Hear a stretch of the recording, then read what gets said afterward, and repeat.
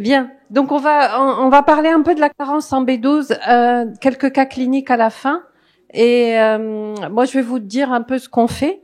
Et vous m'interrompez, bien sûr, c'est l'objectif de ces ateliers. Vous m'interrompez à chaque fois qu'il y a quelque chose très bien compris. Au moins 45 minutes, on va faire. Je pense moins de 45 minutes. Alors, on va beaucoup parler aussi de l'anémie macrocytaire et de la macrocytose. Anémie, même chose. Sans anémie, je peux faire sans. Si je fais sans, ça marche? Ah oui, eux, ils veulent enregistrer. Oui, d'accord. Allez, on y va. Donc, juste une petite introduction pour vous montrer.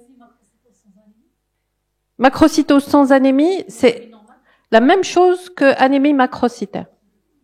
C'est comme quand on dit carence ferritine basse sans anémie. C'est un peu la même chose. Sauf que il va faire l'anémie après, sauf que là, vous allez voir comme c'est pas que de la carence en B12, ça peut être autre chose. D'accord? Il y a de la carence en B12, mais ça peut être autre chose. Donc beaucoup de prix Nobel, vous avez vu sur autour de la vitamine B12 parce que on comprenait pas très bien ce qui se passait. L'anémie par carence en vitamine B12, c'était une anémie mortelle hein, parce que on savait pas à l'époque. Pour ça qu'on l'appelait pernicieuse parce que les gens se dégradaient, se prenaient des années et des années et des années, ils finissaient par mourir parce qu'on savait pas de quoi il s'agissait. C'est pour ça qu'on l'a appelée pernicieuse.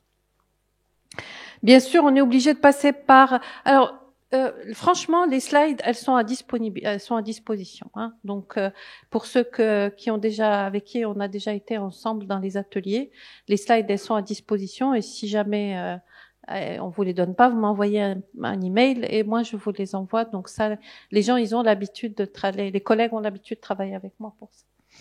Donc, on va commencer par un peu de métabolisme pour la vitamine B12, mais vous allez voir que quand on parle de macrocytose ou d'anémie macrocytaire, ce n'est pas que de la carence en B12 ou d'acide folique.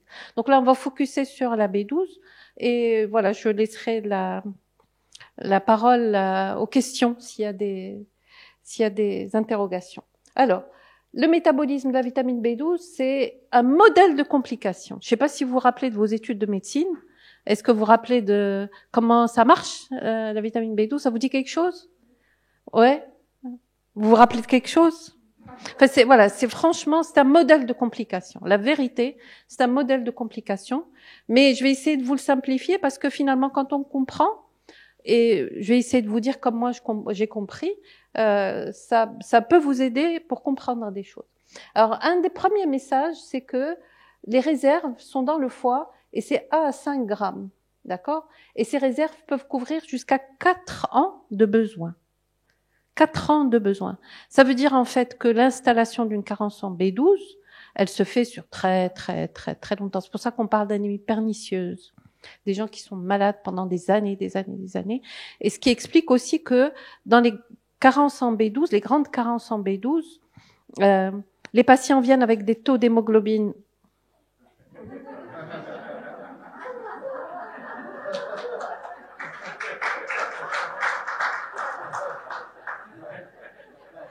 ah bah. Bah oui. Hein? Les gens viennent avec des taux d'hémoglobine très très très bas. Je ne sais pas si ça vous rappelle quelque chose, mais nous, les grosses carences en B12 qu'on a eu, les gros birmères qu'on a eu, ils viennent avec du 2, du 3 d'hémoglobine, et ils vont pas si mal que ça. Hein, ils sont, ouais, c'est bien toléré, d'accord. Donc ça, c'est très important. Les carences couvrent vraiment longtemps et les besoins quotidiens sont largement couverts par les apports modérés de protéines animales. Donc, il ne faut pas beaucoup manger. Les seuls moments où on est vraiment carencé, c'est les régimes vegan pur, c'est-à-dire ils mangent même pas d'œufs, ils mangent pas de lait, c'est vraiment vegan. C'est fréquent. C'est 20% de la population générale, plus dans la population âgée, et 5% chez les patients qui sont hospitalisés en médecine interne. Donc vous, globalement, ça va vous faire max, minimum, entre 1 et 2%. Et si je dois faire sur les anémies, ça doit vous faire du 10% des anémies. Ça va être la carence en B12. Alors voilà, la complication, c'est essayer de comprendre ce qui se passe. Je vais essayer de vous le résumer. C'est écrit ici, donc vous pouvez le retrouver sur les slides. Mais ce que je vais essayer de vous dire, ça commence déjà par l'alimentation. La vitamine B12, quand elle vient avec l'alimentation, elle est liée à des protéines. Elle n'est pas libre. D'accord? Ce qu'on appelle les protéines de transport ou les protéines R. D'accord? Et ces protéines, elles lui permettent d'arriver jusqu'à l'estomac. Au niveau de l'estomac, pour qu'elle puisse être prise en charge par le facteur intrinsèque, il faut qu'elle se dissocie de ces protéines. Donc là, il y a 2 messages. Il y a un facteur intrinsèque et 2 dissociations. Donc si elle se dissocie pas, elle ne va pas être absorbée. S'il n'y a pas de facteur intrinsèque, elle va pas être absorbée. Et s'il y a des situations qui font qu'elle ne va pas se dissocier, qui est la chlorhydrie, elle sera pas absorbée. Non-dissociation vitamine B12, c'est un des premiers syndromes de déficit en vitamine B12, on va revenir dessus. Déficit en facteur intrinsèque, deuxième cause de carence en B12. Et les déficits en facteur intrinsèque, c'est anticorps, antifacteur intrinsèque ou non-production par les cellules phaindiques. Donc ça couvre 90% des carences en vitamine B12. C'est pas mal. Hein? Ensuite, on avance. Donc, quand elle est dissociée, voilà. Quand elle est dissociée, elle est prise en charge par le facteur intrinsèque. Et avec le facteur intrinsèque, elle peut être transportée jusqu'à l'iléon distal,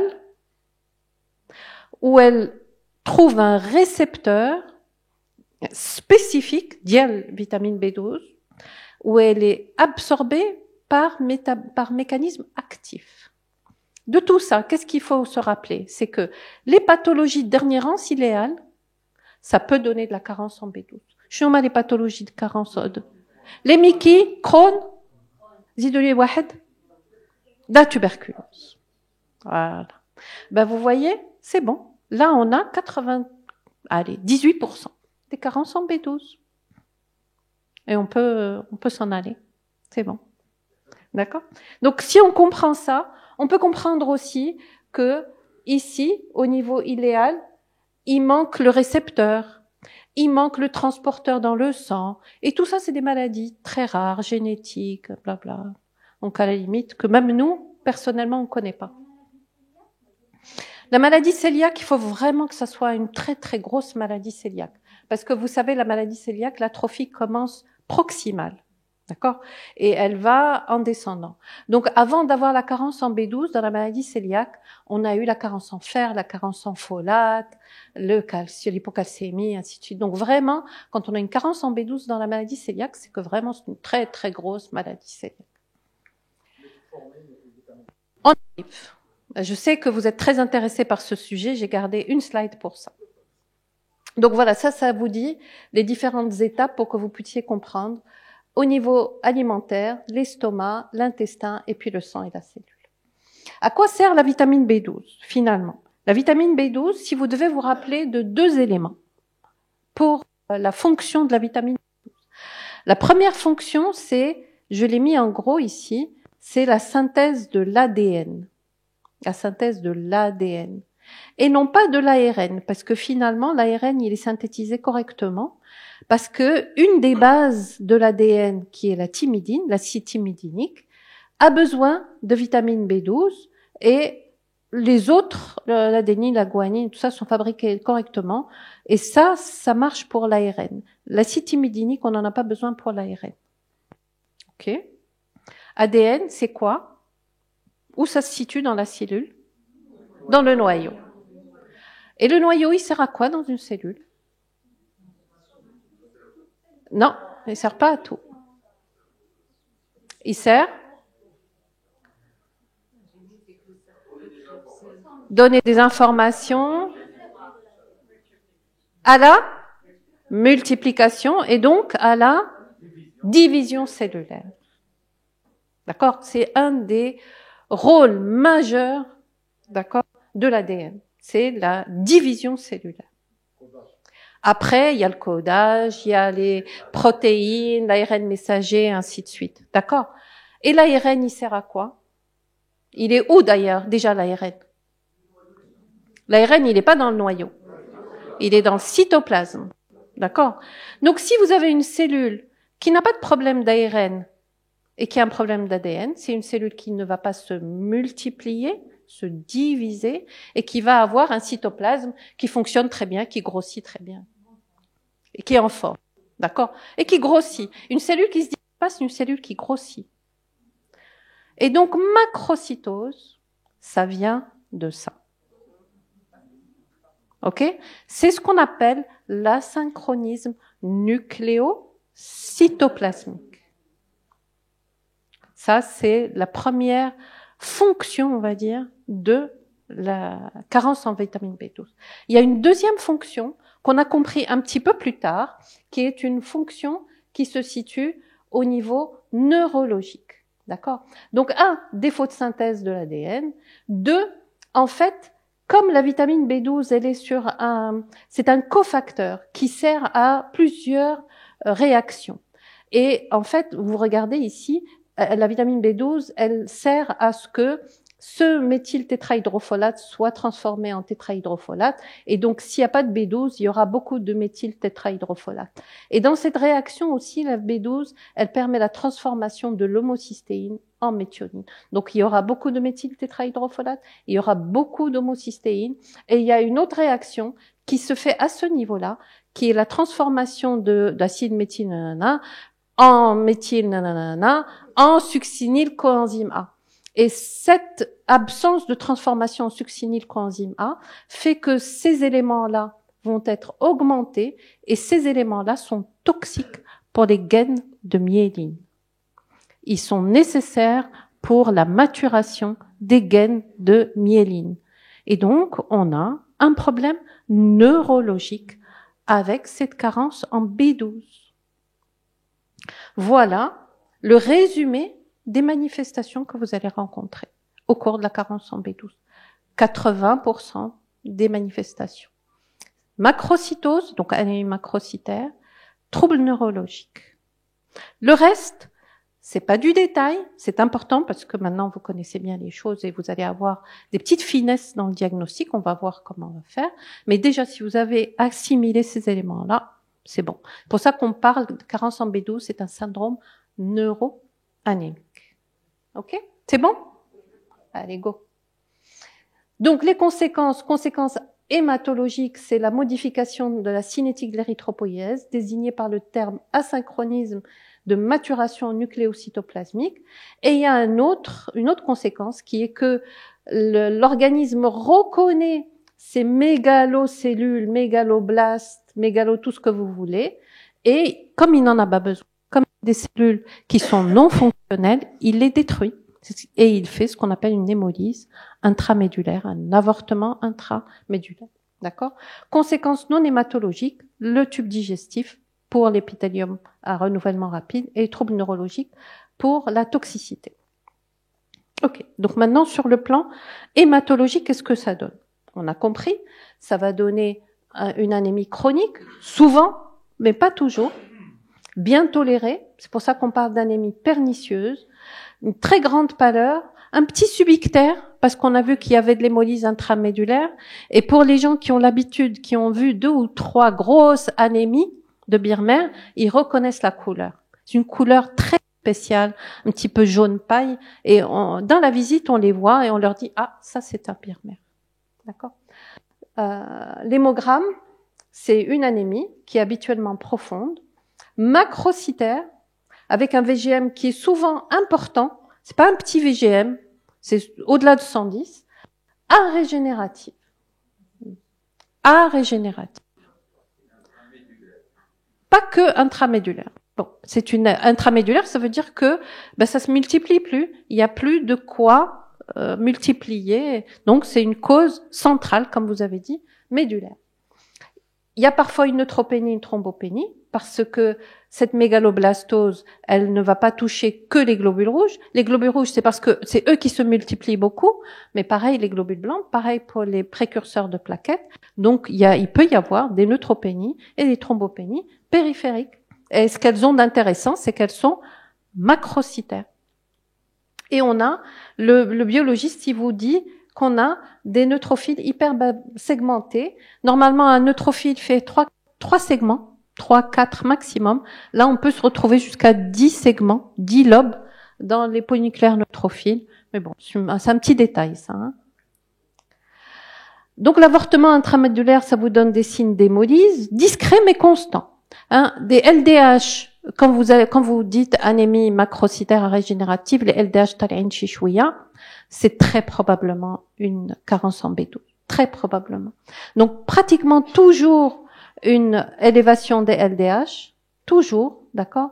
Une apto qui est basse, en rapport avec l'hémolyse. Et sachez, comme vous allez être des champions du monde de la carence maintenant, que, à côté de cette forme qui couvre anémie macrocytaire régénérative avec une petite hémolyse, ça couvre 90% des formes. Il y a un petit 10% des formes où la médecine, c'est pas des maths, et il y a autre chose qui se passe. Donc, il y a la pancytopénie, plus ou moins profonde, avec la macrocytose. Quand vous avez une macrocytose, tam, vitamine B12, même si c'est une pancytopénie. On a des tableaux de pseudo-microangiopathie thrombotique. C'est des tableaux qui sont bruyants, les patients, ils font des anémies profondes. On ne sait pas encore très bien pourquoi ça fait ça dans la carence en B12. Vous savez, les microangiopathies thrombotiques, comment on les reconnaît? L'élément majeur, c'est ça. Les schizocytes. D'accord? Ça veut dire que les globules rouges, en plus, ils sont pathogènes, pathologiques, en plus, ils sont mal fabriqués, ils se cassent en plus. Et les LDH, dans ce cas-là, elles sont beaucoup plus augmentées. Normalement, dans le Birmer ou dans la carence en B12, on va avoir des LDH à 2 fois la normale. Là, vous allez avoir des LDH à 10, 15 fois la normale. Et c'est typique, c'est typique. Anémie hémolytique auto-immune associée, on peut avoir, c'est exceptionnel, on en a rapporté 2 cas dans le service, on les a écrits. Pourquoi on peut avoir une anémie hémolytique auto-immune avec une carence en B12? Donc, c'est dans le cadre d'une maladie de Birmer, qui est une cause fréquente de la carence en B12, on a souvent l'association de maladies auto-immunes. Donc, on peut avoir 2 types de auto-immunité. Donc, ça, c'est pour la vraie vie. Et vous allez voir que ça, c'était 200 numérations de patients carencés en B12.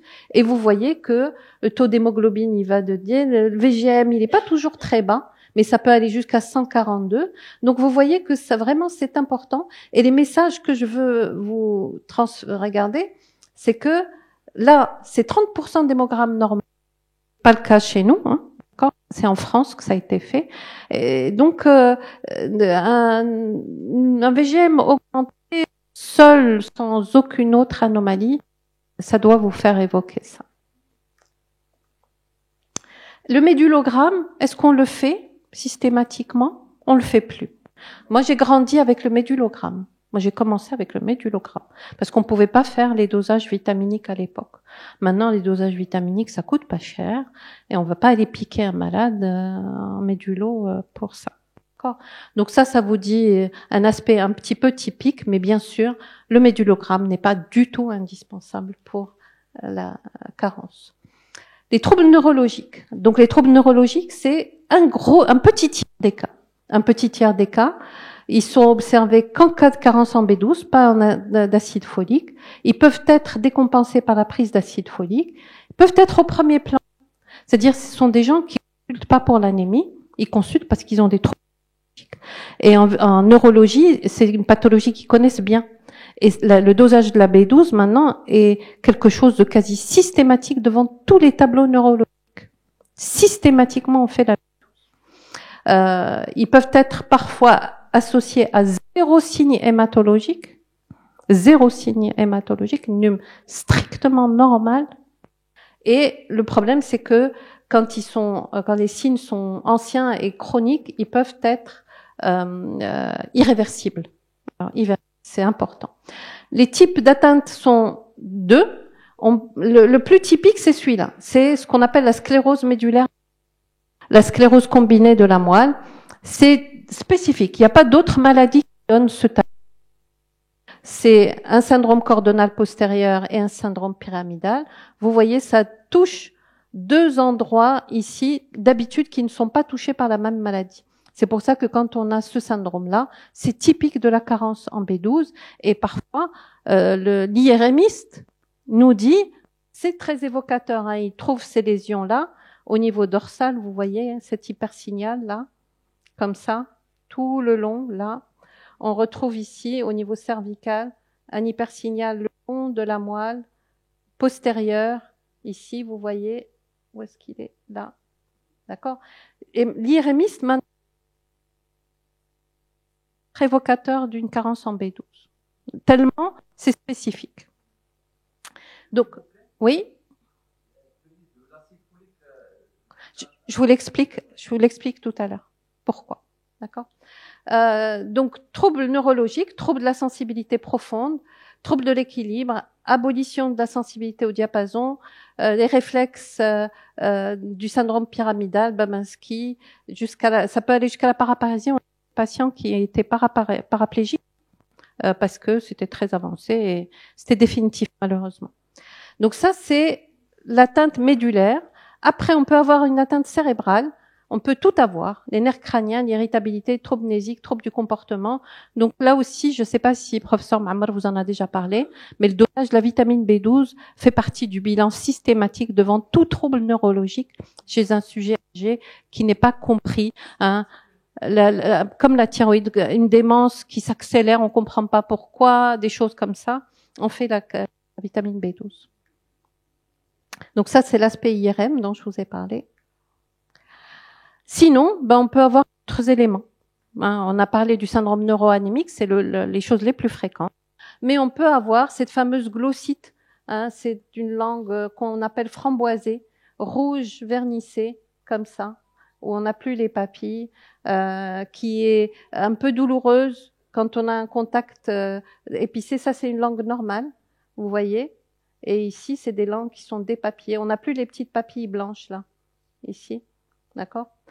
On peut avoir une sécheresse cutanée, vaginale, et on peut avoir, parce qu'on a une petite hyperhomocystéinémie, des complications thromboemboliques. Bon, c'est beaucoup plus rare, ça. Donc, on va faire le dosage de la B12. Mais il faut savoir qu'il faut l'interpréter correctement, le dosage de la B12. C'est pas si simple que ça. Le dosage doit être fait avant tout traitement et avant transfusion. Sinon, c'est pas interprétable. Et ce qu'il faut savoir, c'est que la B12 totale ne reflète pas forcément les concentrations intracellulaires. Et on n'a pas moyen de doser les concentrations intracellulaires. Donc ça, c'est pas possible. Donc on peut avoir des B12 normales, mais un vrai déficit en vitamine B12 intracellulaire. C'est pour ça que les normes étaient compliquées à mettre en place. Et les normes sont très larges. On va vous voyez, inférieur à 140, ici en bas, picogrammes, c'est sûr que c'est une carence. Entre 140 et 220, et on ne sait pas trop ce qu'il faut faire, mais c'est probablement ABC. Et au-delà de 220, c'est sûr qu'il n'y a pas de carence. Donc ça a été revu par l'OMS, tellement c'était problématique pour les dosages. Tout ce que je peux vous dire, c'est que quand vous avez un dosage qui ne correspond pas au tableau que vous avez, n'hésitez pas à le refaire. Refaites. Changez de laboratoire, refaites-le parce que vous vous dites non, il y a quelque chose qui va pas. J'ai une anémie, une petite hémolyse, un VGM à 115, des troubles neurologiques et j'ai 300 de B12. Il y a quelque chose qui va pas. Donc je refais. D'accord? Pardon? Non, je peux pas vous dire spécial. Un dosage standard. Non, c'est un dosage de biochimie standard. Pas de connaissance. Il faut systématiquement faire le taux de folate, sérique et intraérythrocytaire. Et si on veut vraiment savoir, parce qu'on a des moyens qui montent très rapidement, c'est l'homocystéine et l'acide méthylmalonique. Mais surtout l'homocystéine, c'est plus facile. Donc quand vous avez une B12 qui est borderline, vous comprenez pas trop, vous pouvez demander l'homocystéine associée. On demande systématiquement l'acide folique parce que, comme je vais revenir au schéma que j'ai fait tout à l'heure pour vous expliquer. Parce que, en fait, toute carence en B12, elle crée une espèce de carence en acide folique. C'est une carence fonctionnelle. C'est une carence fonctionnelle. Parce que la vitamine B12, comme ici elle ne fonctionne pas, elle ne transforme pas en tétrahydrofolate qui lui est fonctionnel. Donc c'est comme si on n'avait pas l'élément de l'acide folique dont on a besoin pour faire la réaction. Donc toute carence en B12, carence fonctionnelle en... Non, pas forcément. Pas forcément. Et l'acide folique, en fait, pourquoi on peut avoir des problèmes, c'est que quand on donne l'acide folique, on va forcer certaines réactions et on va accélérer l'augmentation de ces substrats neurologiques. Et quand on va favoriser certaines réactions, c'est comme si on déviait et on aggravait la carence d'un côté. Puisqu'on n'a pas de B12, eh ben, on va aggraver, on va forcer l'action à se faire dans ce sens et pas dans ce sens. Et on va comme ça aggraver la carence en B12. Donc, en pratique, si vous avez une carence en B12, surtout si c'est une carence importante, faites attention, vous devez pas donner d'acide folique. Vous devez, même si vous avez une carence en acide folique, par une petite dose de vitamine B12, donner l'acide folique secondaire. Mais bon, je veux dire, c'est des situations exceptionnelles, hein, franchement. C'est juste pour vous expliquer ce qui existe dans les livres. Sincèrement, on a rarement ce genre de manifestation. Voilà, exactement, il va refonctionner correctement.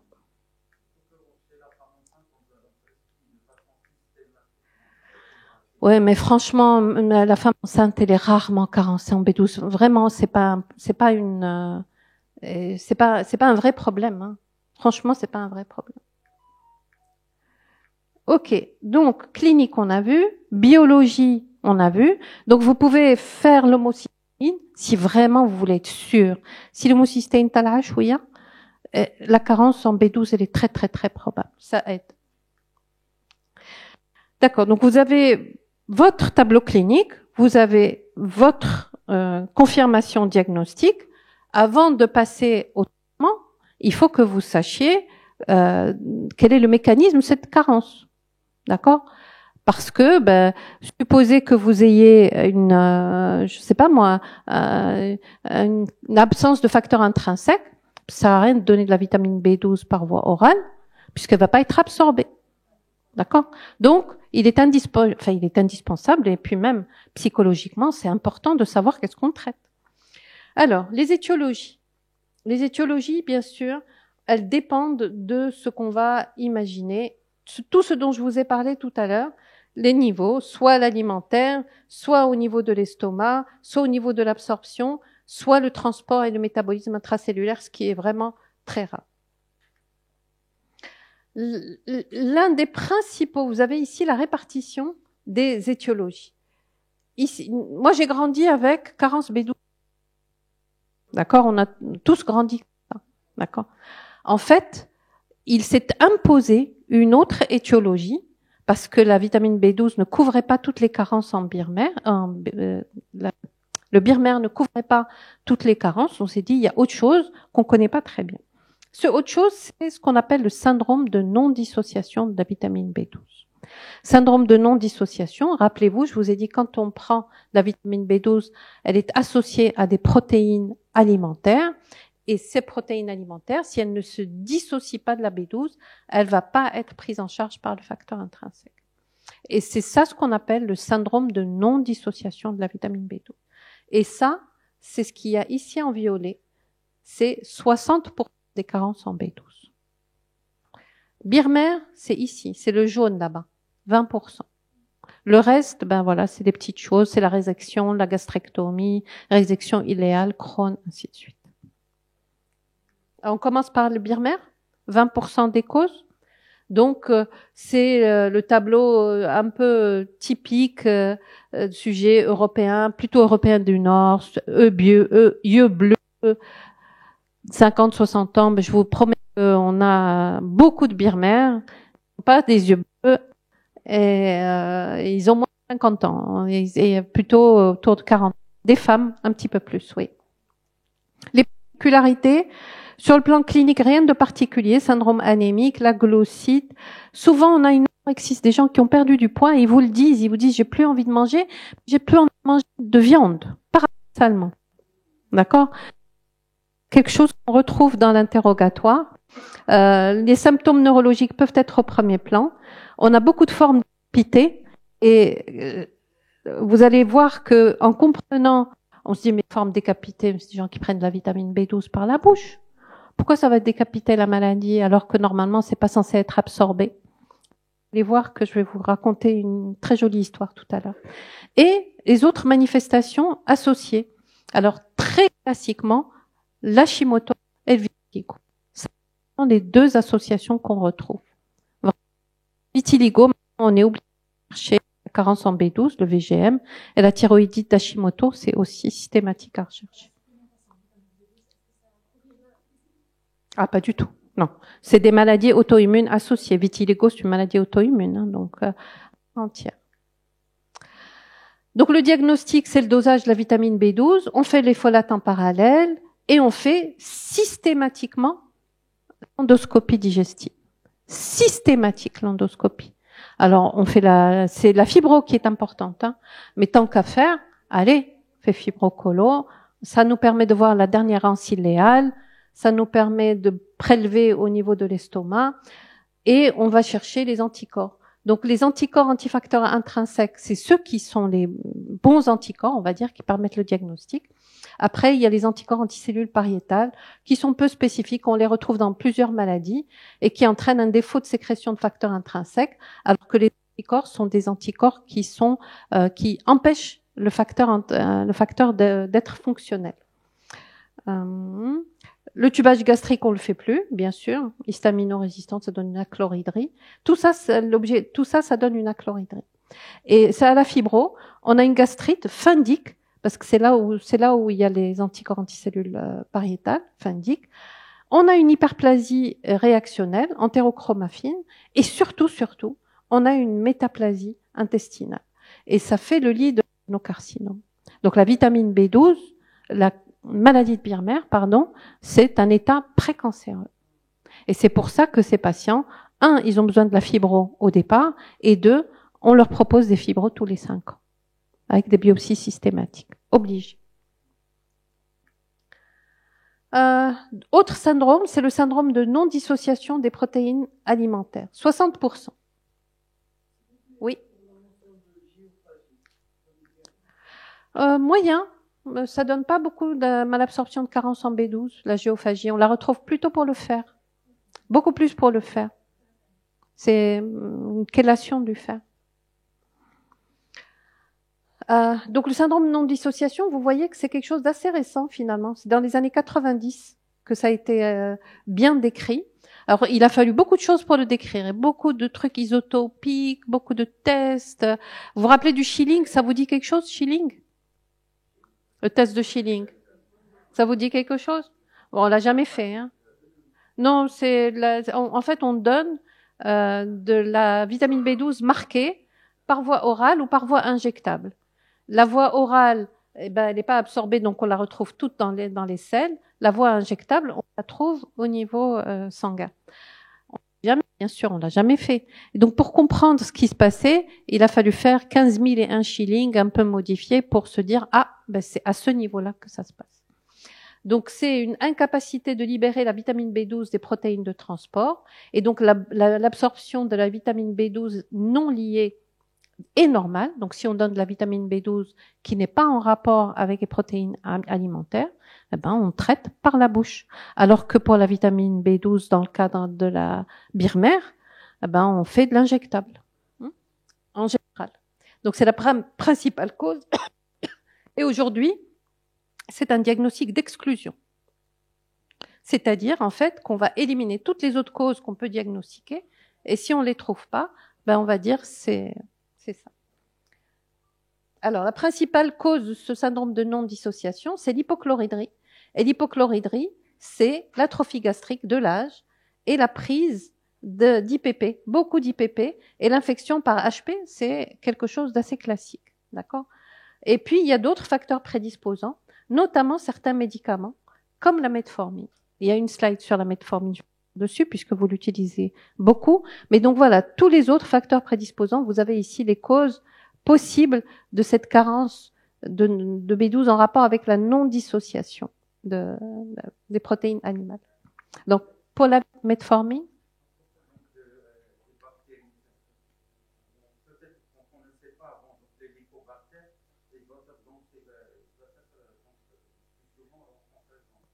il faut le traiter dans ce cas. Ah, on va le trouver sur la biopsie, bien sûr, bien sûr.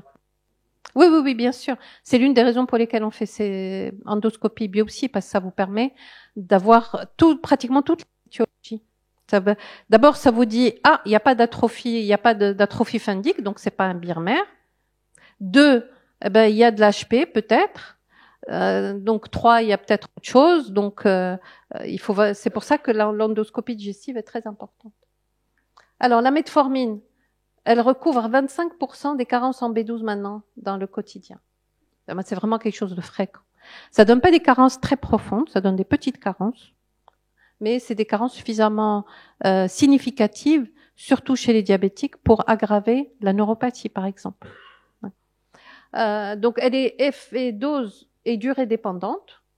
Plus longtemps et plus la dose est importante, plus la carence va subvenir.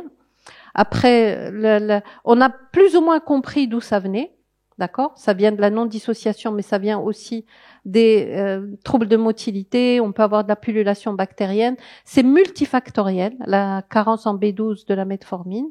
Et le diabète lui-même rentre également dans ce cadre de carence en B12 de l'âge. Parfois, on peut avoir une Birmer associée. Donc, la metformine, mais ça peut venir d'autres mécanismes. Et c'est à telle enseigne maintenant que dans les recommandations de donner de la B12 systématiquement, même pas de la doser. Je ne sais pas si dans les recos ils disent doser. Vous dites quelque chose, ils disent donner une injection de B12. Diabétique, pardon. Chez les diabétiques, sous metformine, pardon. Chez les diabétiques, sous metformine. Oui. Dernière, dans les recommandations de 2024 que j'ai lues, qui sortent en janvier, parce que ça m'intéressait, il y avait quelque chose là-dessus. J'ai pas relu cette année, mais il y avait quelque chose là-dessus. Vous avez des diabétos qui viennent aujourd'hui? Aujourd'hui? Bon, je reposerai la question éventuellement, mais il y avait quelque chose. IPP, il est parfaitement démontré, mais c'est logique parce que ça donne la chlorhydrie. Et surtout, les IPP, ça peut donner aussi de la non-dissociation.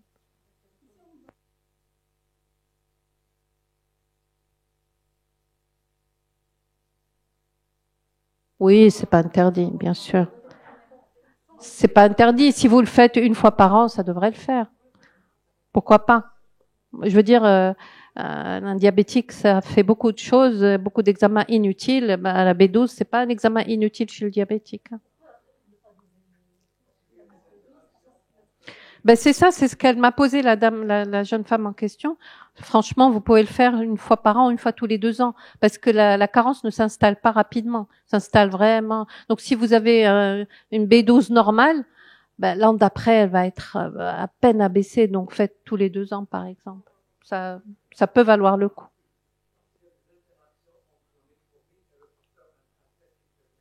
Pas que.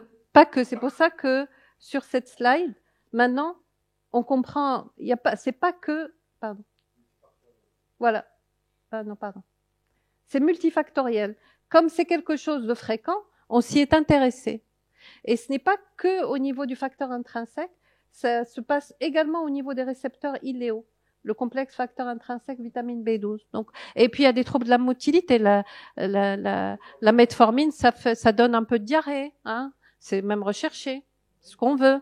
D'accord? Ça donne un peu de pullulation microbienne au niveau intestinal. Donc tous ces facteurs font que, au bout de plusieurs années, on peut installer une carence en B12 chez ces patients qui va peut-être aggraver les troubles neurologiques chez les diabétiques. Donc franchement, faire un dosage tous les ans, tous les 2 ans, ça me paraît cost effectiveness, comme ils disent. Si on n'a pas d'éléments cliniques en faveur, si quand même. Si on a un VGM augmenté, ça peut, ouais, ça n'élimine pas. Je vais donner un petit shoot. Mais de toute façon, même si aujourd'hui ça a été déremboursé dans certains pays, quand on a des troubles neurologiques chez le diabétique, qu'est-ce qu'on donne? La première des choses qu'on donne, et vitaminothérapie, principe B, DCB. On va revenir dessus tout à l'heure. Vous allez voir, vous allez comprendre pourquoi ça s'améliore. D'accord? Allez. Autre cause, donc bien sûr gastrectomie, infection intestinale, les résections, comme on a dit tout à l'heure, la tuberculose, tout ça. Donc on a couvert la grande majorité. Alors le traitement, c'est pour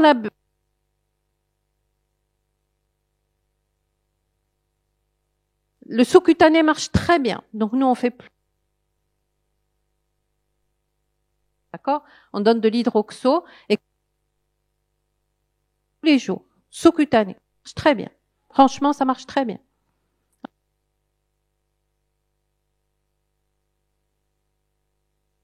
OK? Et que, après, il fallait, sincèrement, il y a des birmères, on a besoin d'une injection tous les 6 mois, Donc, et vous allez comprendre pourquoi chacun son rythme. Et surtout pour les birmères, c'est tous les 5 ans une endoscopie. Tous les 5 ans une endoscopie. Parce que on donne de la B12, c'est un traitement symptomatique, on traite pas la maladie auto-immune. La maladie, elle est toujours là. Donc, faire attention. Même en dehors de tout symptôme. Endoscopie digestive tous les 5 ans chez les birmères. Systématique.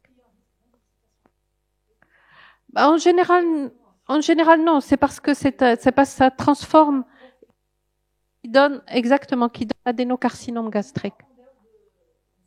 Il faut pas trop donner. Ouais, l'intoxication, la B12, franchement, je connais pas trop. Mais j'ai reçu des patients qui viennent avec des taux de B12 très élevés. Qu'est-ce que j'ai, docteur? Bon, arrêtez d'en manger. On a le temps tout à l'heure. On a le temps? 2 minutes. Non-dissociation de B12, on donne par la bouche. Bien. D'accord? On n'a pas besoin d'injection dans ces cas. Surveillance, c'est la crise réticulocytaire, s'assurer qu'il n'y a pas la carence martiale associée, et l'effet du traitement est spectaculaire. Les gens, ils vont très rapidement. La première, deuxième injection, ils vont mieux.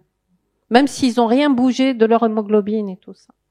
Alors, le scoop, on sait aujourd'hui que 5% de vitamine B12 va s'absorber de manière passive, sans facteur intrinsèque, sans rien du tout.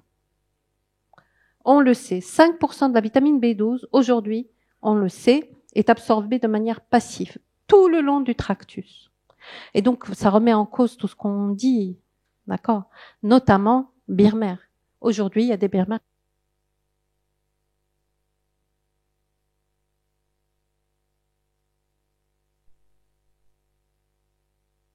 Crise réticulocytaire.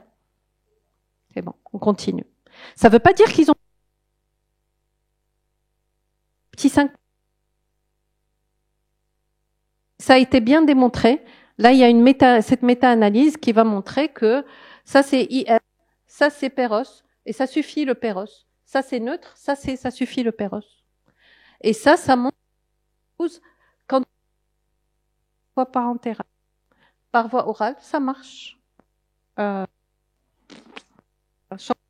Votre manière, un peu, la change pas complètement, changez un peu la manière de voir.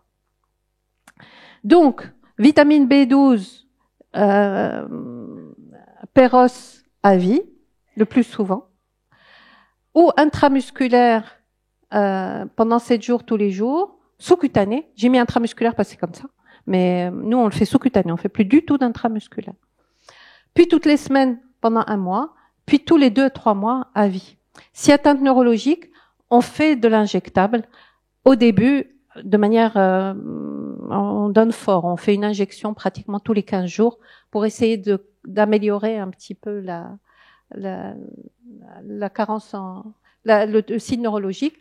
Et bien sûr, rechercher systématiquement la carence en fer et la carence en folate. Voilà.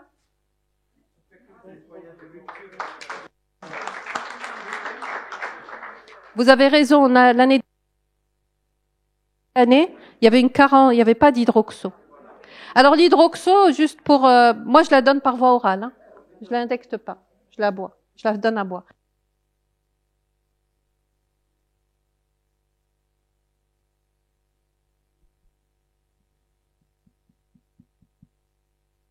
Pour ce qui est commercialisé, ceux qui contiennent le plus de vitamine B12, je fais pas de publicité, c'est la BC12 et le Principe B fort. C'est les seuls qui contiennent de la B12.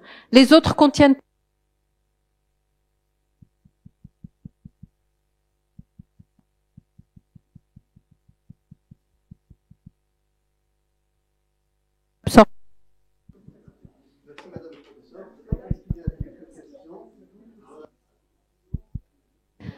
Franchement, non. Il n'y a pas de taux toxique vrai.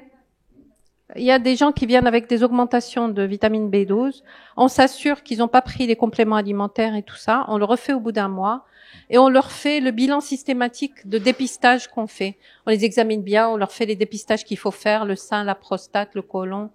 Et puis c'est l'hématologique. On vérifie que tout va bien sur le plan hématologique. Et c'est tout. Il n'y a rien d'autre à faire.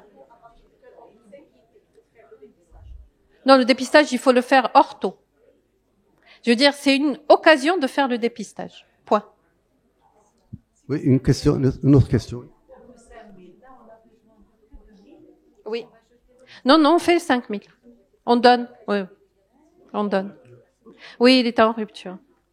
Pour les troubles neurologiques liés à une carence de B12, est-ce qu'il est réversible ou irréversible? Ils peuvent être réversibles. C'est pour ça qu'on donne de très fortes doses en injectable au départ. Les 15 premiers jours, on fait une injection par jour. Il y en a qui s'améliorent. C'est pour ça on donne fort dès le départ. Est-ce qu'il y a une autre question? Oui, madame. Venez par ici. Marhaba. Venez par ici pour poser la question. Allez. On a un petit peu de retard. Oui. C'est quelle prévention pour ne pas tomber dans la carence? La carence. Mangez bien. Oui, mais quel aliment vous préférez? Tout ce que vous voulez. Elle est présente partout. Partout, de protéines animales. C'est Hima. Pas beaucoup d'IPP. Oui, toutes les protéines animales. Les œufs, pas beaucoup d'IPP.